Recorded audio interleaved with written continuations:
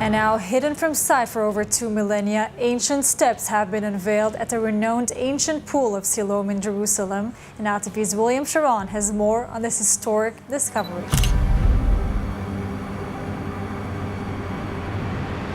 The site and the event recorded in the Gospel of John to record the event of Jesus healing a blind person. Jerusalem, a city steeped in history, faith, and mystery. From the biblical times of King David to the crucifixion of Jesus Christ, and from the First Crusade to the Six-Day War. Since the end of the Israeli War of Independence in 1948, the Israelis and the Arabs had constantly been pushing against each other. Jerusalem's past is marked by a flashpoint for countless historical events. But what happens when this sacred city becomes the epicenter of a terrifying incident that sends shockwaves through the Christian community? Join us on this thrilling adventure as we unveil terrifying incidents in Jerusalem that scare all Christians. Hub of history, heart of faith.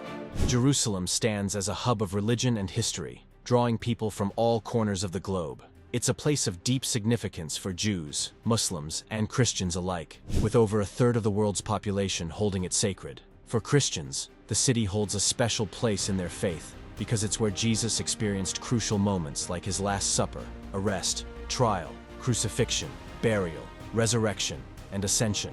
As one of the oldest cities in existence, Jerusalem has seen its fair share of conflict. Historian Eric H. Klein notes its tumultuous past, with destruction, sieges, and captures happening numerous times over the centuries. Tensions between Israel and its Arab neighbors simmered for years after the 1948 Arab-Israeli War. Then, in May 1967, Egypt, Jordan, and Syria escalated matters by mobilizing their militaries and imposing a blockade on Israeli shipping. Israel responded swiftly, decimating Egypt's air force in preemptive strikes and gaining significant ground in just 3 days. Despite Israel's plea for Jordan to remain neutral in Jerusalem, Jordanian forces attacked West Jerusalem, leading to Israel's capture of the entire city by June 7th. Since then, Israel has held control over Jerusalem, granting Muslims access to their holy sites while restricting Palestinians in the West Bank.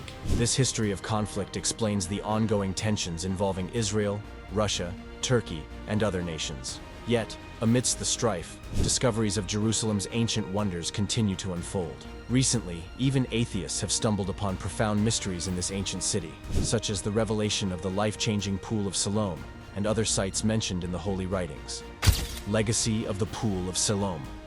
During the Second Temple period, the Pool of Siloam was a big deal in the Jerusalem suburb of Ara, also known as the Lower City. It was situated at the lowest point in historical Jerusalem, about 625 meters above sea level. To reach the Temple Mount from there, one had to climb about 115 meters uphill, covering roughly 634 meters. The Jerusalem Talmud mentions that pilgrims would start their annual journey to Jerusalem at the Pool of Siloam. They would then trek up to the Temple Mount to offer gifts in the temple court. This wasn't just an ordinary pool. Pilgrims used it for a ritual cleansing before heading to the temple. Think of it as a spiritual pit stop before reaching the sacred site. King Hezekiah played a crucial role in the creation of the Pool of Siloam during his reign, to safeguard the spring's water from enemies. The pool was ingeniously supplied by a new Siloam tunnel, replacing an old Canaanite tunnel that was susceptible to attacks. Hezekiah took decisive action when the Assyrian king Sennacherib posed a threat. The old Gihon spring outlet was sealed off, and the Siloam tunnel took its place. This story can be found in 2 Chronicles chapter 24. The pool underwent significant changes sometime around the reign of Alexander Jannaeus, from 103 to 76 BC. Even in Jesus' time, it was a bustling location. In the Gospel of John, there's an account of Jesus sending a blind man there for a miracle. The pool wasn't just a simple watering hole. It likely served as a central gathering place for religious pilgrims. While some believe it might have been used for ritual baths, its size dwarfs that of a typical mikveh. Skipping ahead to 70 CE, after the First Jewish-Roman War, the pool faced destruction at the hands of the Romans. Over time, sediment carried by rain from the surrounding hills covered the pool entirely. However, during the late Roman and Byzantine periods, intriguing developments took place. Roman records mention a shrine of the Four Nymphs, a fancy name for a nymphaeum, which was built by Hadrian in 135 AD during the creation of Aelia Capitolina.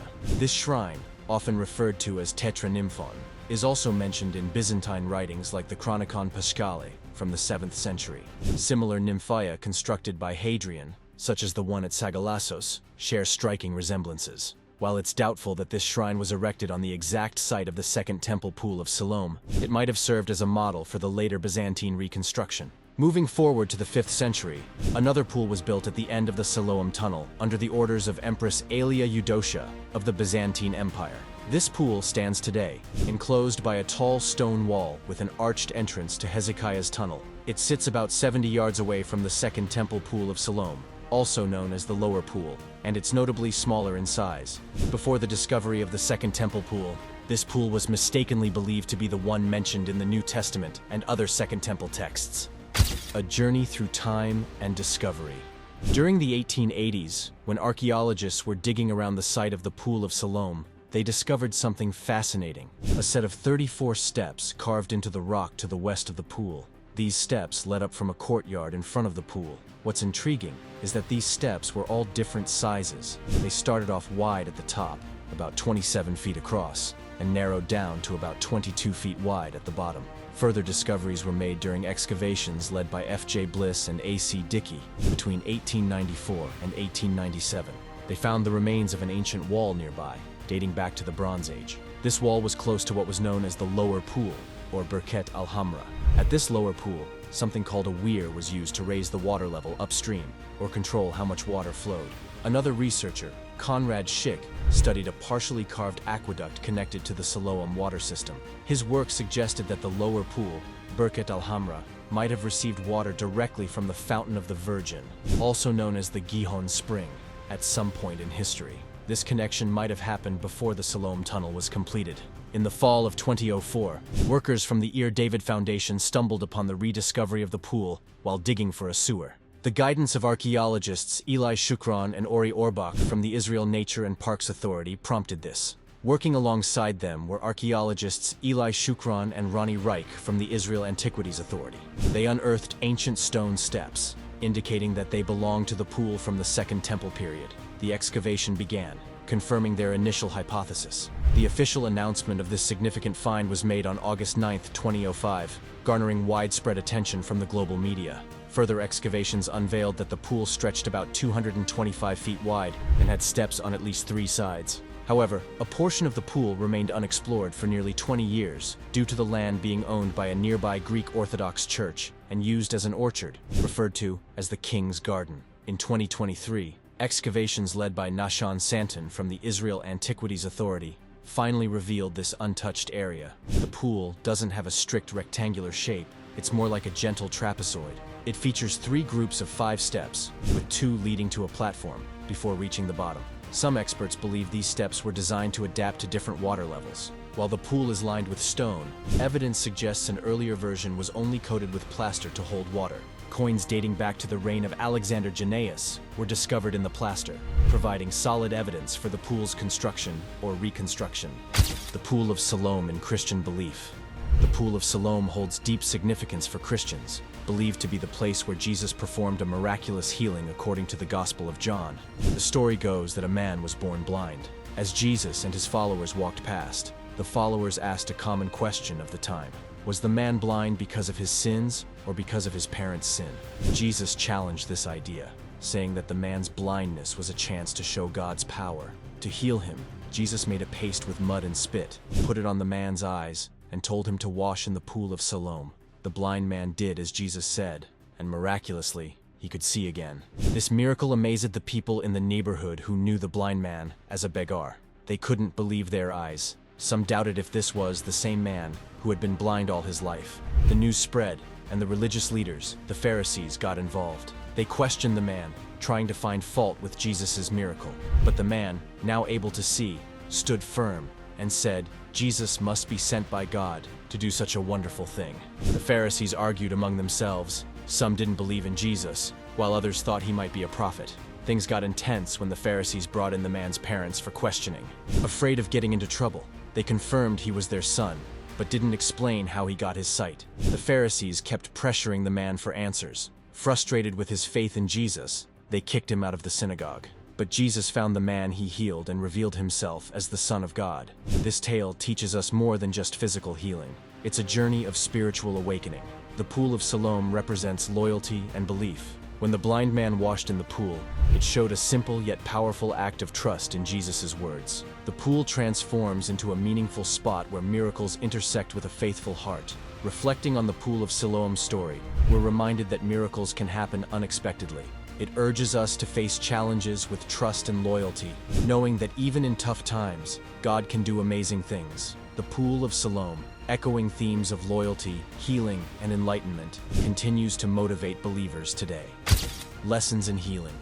The story of the blind man being healed in the Pool of Siloam reminds us of another healing tale from the Bible, the healing of Naaman. This story is found in 2 Kings chapter 5. Naaman was a powerful military leader, the commander of Aram's army, and thus considered an enemy of Israel. To the people of Israel, he was seen as someone cut off from God's grace, not deserving of divine healing. His leprosy was seen as a punishment from God. However, when Naaman learns that the prophet Elisha can cure his leprosy, he travels to see him, hoping for a cure. Naaman even brings a considerable amount of wealth as payment for his healing. But Elisha's message to Naaman is simple. Go, wash yourself 7 times in the Jordan, and your flesh will be restored, and you will be cleansed. No amount of wealth can buy his healing. Initially, Naaman is hesitant to follow Elisha's instructions because he doubts the healing power of the Jordan's waters. He questions why he should use these seemingly ordinary waters when there are better rivers in Damascus. But here's the twist. Naaman's healing story shows us the greatness of God. It demonstrates that God's mercy extends to everyone, even to those who might be considered unworthy or enemies. Jesus also speaks about Naaman's healing, emphasizing that although there were many people with leprosy in Israel during Elisha's time, only Naaman, a foreigner, was cleansed. Naaman's healing was not because of the waters themselves, but because of the power and glory of the God of Israel. After his healing, Naaman acknowledges the greatness of the God of Israel, saying, "Now I know that there is no God in all the world except in Israel." This story highlights how God's mercy transcends boundaries and expectations, reaching out to all who seek him, regardless of their background or status. These two narratives share striking similarities. Just like Naaman's story, the account of the blind man's healing starts with questioning his moral state. Jesus' disciples inquired whether the man's blindness was caused by his own sin or by his parents' wrongdoing. This reflects the ancient belief that physical ailments, especially those present from birth, were consequences of one's sinful behavior. In the ancient mindset, misfortune was often seen as a punishment for wrongdoing. Hence, the blind man's condition would have been interpreted as a form of divine retribution.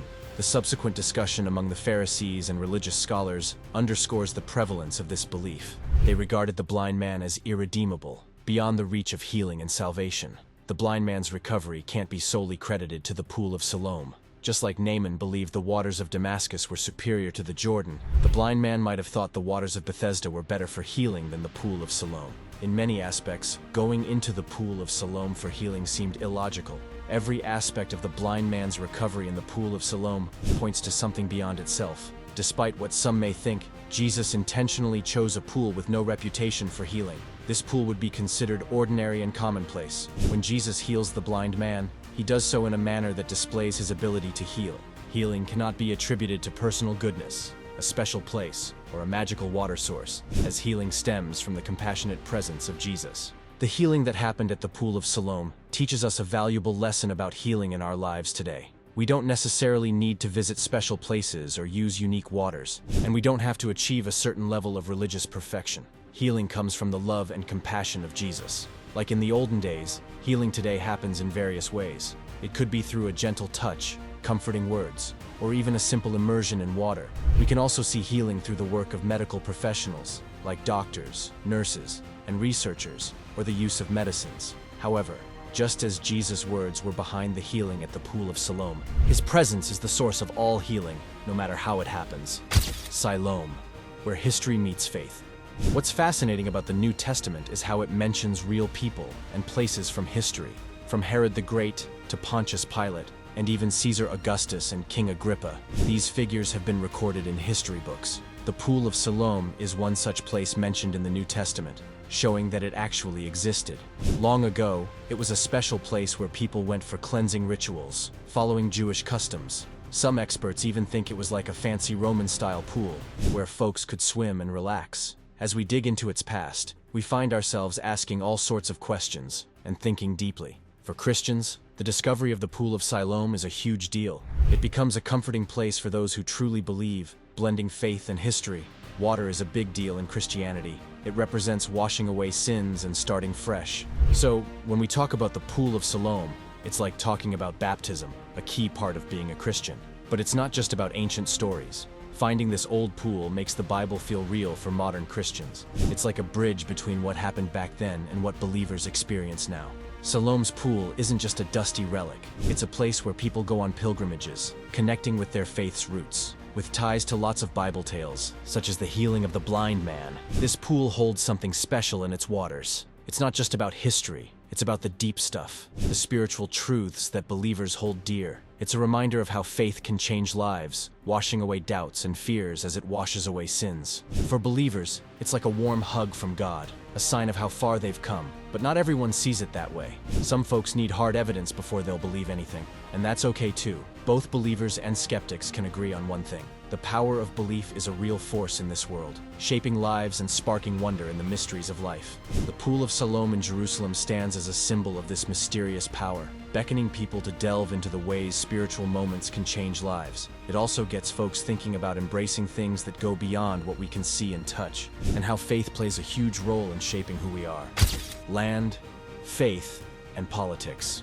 In Israel, everything often gets mixed up with politics and religion, especially regarding who should control the land.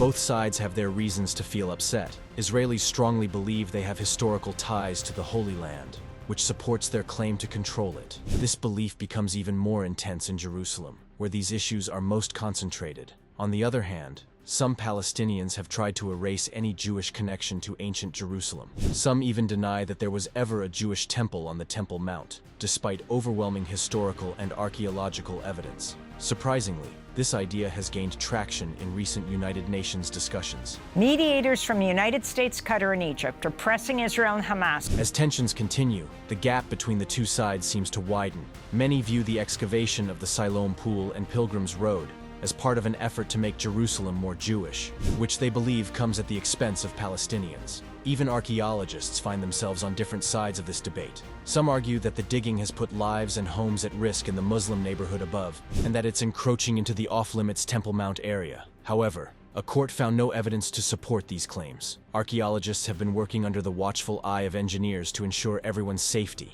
Digging up Jerusalem's past. Exploring Jerusalem's past further, we unearth an amazing discovery. The Canaanite Cave, an ancient marvel, reveals a winding tunnel that links the Gihon Spring to the southern Siloam Spring.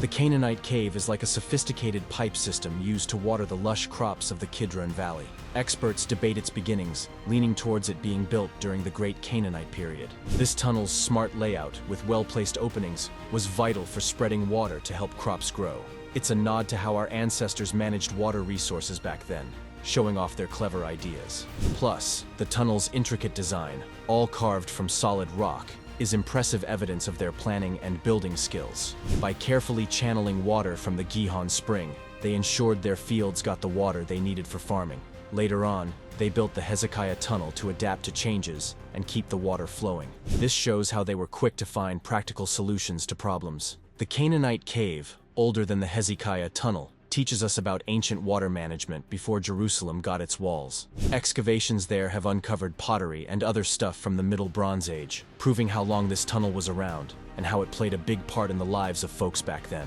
It's like a window into the past, showing us how people lived and thrived in ancient times. The various opinions about these ancient marvels make them even more fascinating. It shows why it's important to keep exploring and learning about Jerusalem's complex history, filled with layers of stories and secrets waiting to be uncovered. Now it's time for today's subscriber pick.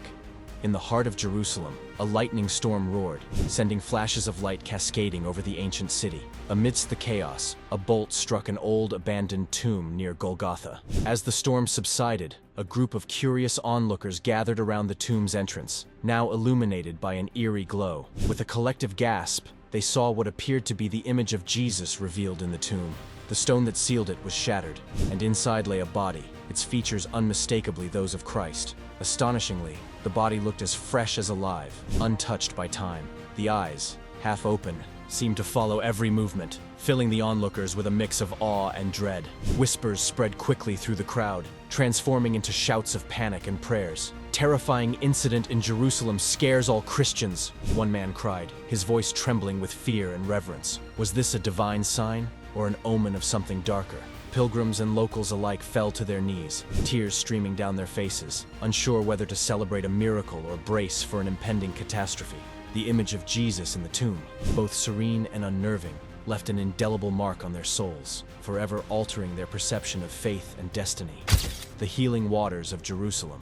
When exploring the ancient waters of Jerusalem, the focus naturally shifts to the renowned pools of Siloam and Bethesda, both of which hold profound significance in biblical history. While the Pool of Siloam is famously linked to the miraculous healing of a blind man by Jesus, the Pool of Bethesda is celebrated for its healing properties. The name of the pool, Bethesda, is believed to come from Hebrew or Aramaic. Beth Hesda translates to House of Mercy or House of Grace. This name was fitting, as the pool was known both as a place where the sick and invalid gathered, seen as a place of healing, representing grace. Different manuscripts of the Gospel of John offer variations of the name Bethesda. Some manuscripts call it Bethzatha, derived from Bezetha, and others mention Bethsaida, though the latter is thought to be a mistaken corruption and should not be confused with the Galilean town of the same name. The Pool of Bethesda is famously mentioned in the Gospel of John in the Christian New Testament.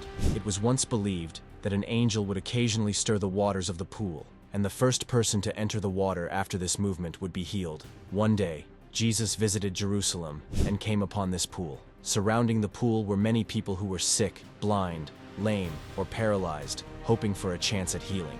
Among them was a man who had been disabled for an astonishing 38 years. Imagine the depth of his suffering and the hopelessness he must have felt. When Jesus saw the man, he asked a simple yet profound question: "Do you want to be healed?" The man explained that he could never reach the pool in time when the waters were stirred, making it seem like an impossible dream for him.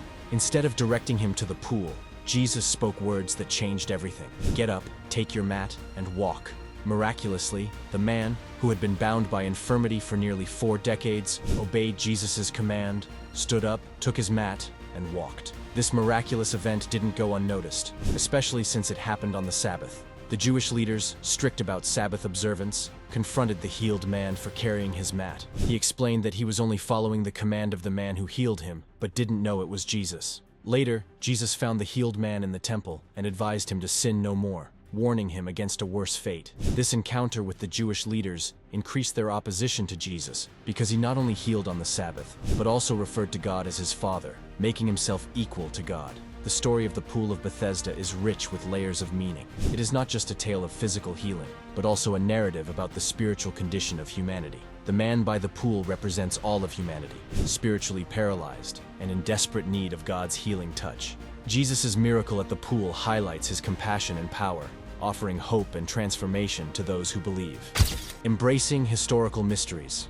In ancient times, David's city was a place of great importance, but it's also been a topic of debate and doubt among historians. Some people question whether the stories about it in religious texts are accurate. However, recent discoveries have proven that the city did exist. What's more, the remains of a majestic palace overlooking the Temple Mount show just how impressive the rulers of ancient Israel were. The city's significance is closely tied to religious writings, making it a lasting symbol of real events from the past. One intriguing find is a stone carving, likely made under King Hattalarim's rule, which mentions Isaiah from David's family. This directly connects the city to King David's lineage, using language similar to Hebrew. This discovery challenges the doubts raised by skeptics and adds weight to the idea that the Davidic kingdom was real, despite some conflicting accounts. These new findings are causing atheists to reconsider their stance. They're realizing the importance of thoroughly examining evidence. The inscriptions mentioning Isaiah and David's ancestry make it harder to doubt the city's historical significance. This prompts a re-evaluation of different opinions, creating a space where doubts and beliefs can peacefully coexist. Exploring ancient ruins and uncovering forgotten histories is like unraveling a fascinating mystery about our shared past. Each new discovery takes us deeper into our origins, helping us understand the societies that came before us. It's like listening to echoes from ancient civilizations.